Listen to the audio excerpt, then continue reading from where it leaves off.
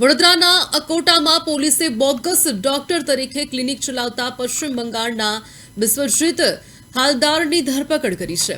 આરોપી ધોરણ 10માં ફેલ હોવા છતાં પ્રેમિલા ક્લિનિક ચલાવી દર્દીઓના ઓપરેશન કરતો હતો। પોલીસને તેની પાસેથી બોગસ BIAMS ડિગ્રી મળી છે, જે ક્યાંથી બનાવી તે અંગે તપાસ ચાલી રહી છે। આરોપી દર્દીઓને બેભાન કર્યા વગર ગરમ ચીપિયાથી હરસમસાનું ઓપરેશન કરતો અને તેના માટે 25,000 સુધી વસૂલતો હોવાનો ખુલાસો થયો છે। પોલીસે ક્લિનિકમાંથી દવા, ઇન્જેક્શન, ગ્લુકોઝ અને કપ સિરપ સહિત 1.18 લાખનો મુદ્દામાલ જપ્ત કરી વધુ તપાસ હાથ ધરી છે। અમારા ખાનગી બાતમીદારે બાતમી મળી હતી અમારી LCB સ્કોડને, અને એ લોકોએ જ્યારે આ ક્લિનિક પર ગયા ત્યારે ઘણા બધા પેશન્ટ્સ હતા જે